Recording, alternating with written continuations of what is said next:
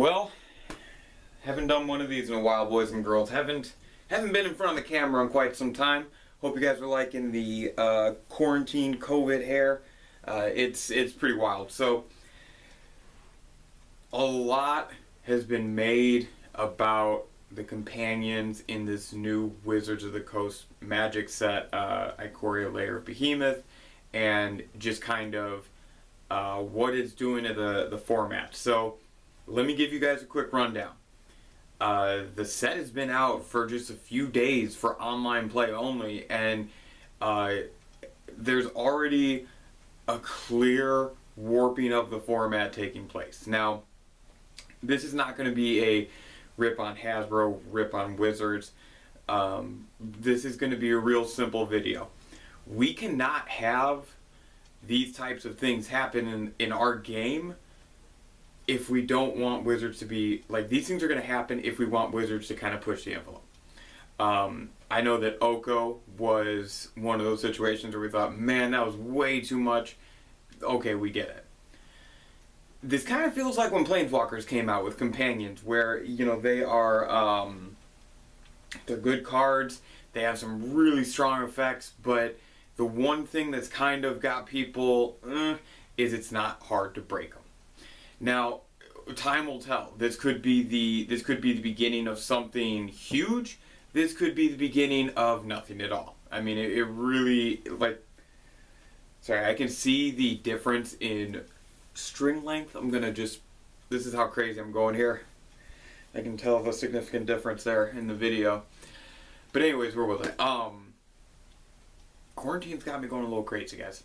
So, or isolation, whatever you want to call it. But anyways, so I think that there's a lot of potential still for these cards, but it does feel a little bit like Planeswalkers when they first started back in the Lauren block.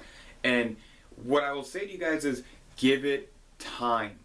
The first week or so has been a real eye-opener, but give it time. We cannot expect, you can't be upset with the results if you want the experiments done. So, I mean, hopefully you guys get what I'm trying to say there. You have to make sure that you can't have one without the other. And to their credit, they want to keep the game fresh, so they are trying new things to avoid stagnant. I mean, that's kind of what we want. It would be kind of boring if they just released the same set, but just kind of tweaked a bit, you know, different Planeswalkers, different color schemes, whatever. So I will always give them credit for trying.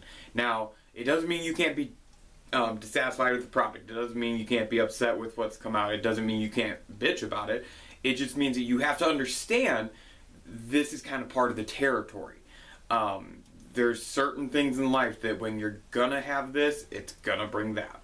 So, it's kind of weird that 2 cards are already warping the format, 2 or 3 cards are already warping the format, and then you have that otter that was banned before you could even play it. So, yeah, I don't know what to say, guys. I mean, I'm all for experimenting. I think that's what brought us Planes Chase, and Planes Chase is one of my favorite casual formats. Experimenting brings all these new formats and all these new things. Experimenting brought us Planeswalkers, which is probably my favorite card type. So, this is a really weird situation. I don't think that Wizards anticipated these cards hitting the online community and just breaking or starting to warp metas this quickly.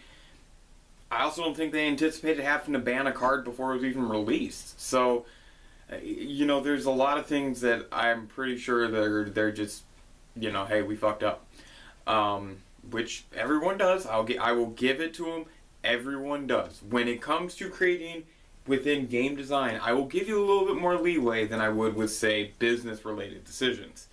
And that's just another day, another story. You guys know my stance on that. So that's all I really wanted to do, is just talk for a minute about what we're seeing, what is going on with these companion cards. I didn't really get into any of them specifically because they're all kind of just doing the same thing.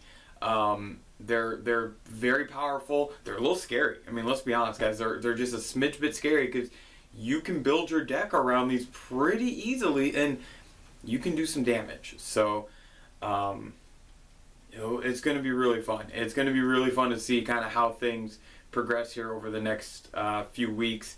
especially as stay-at-home orders likely will be extended. That means it's just going to be online play is really going to drive a lot of this stuff. So I'm excited about that online play is going to be such a driver that when paper comes back, it's not going to have that kind of like weird, for many formats, not just standard. It's going to have this kind of like predefined, this is what you should be walking into, a little bit more than what we traditionally do. So I'm trying to find some positives here if you can't tell. Anyways, I hope you guys are doing good. I hope you guys are staying safe. I hope you guys are staying sane. Yeah, that's about all I got. Companions, let's wait a little bit. Let's let the dust settle. Again, we're just into a week on this, guys. We gotta give it just a little bit of time to make sure that these cards are truly either the worst or the best or somewhere in between where they'll likely fall. So thank you guys so much. Tony K, Urban Girl Scout Media, living the dream. And yeah, that's what we got. Thanks.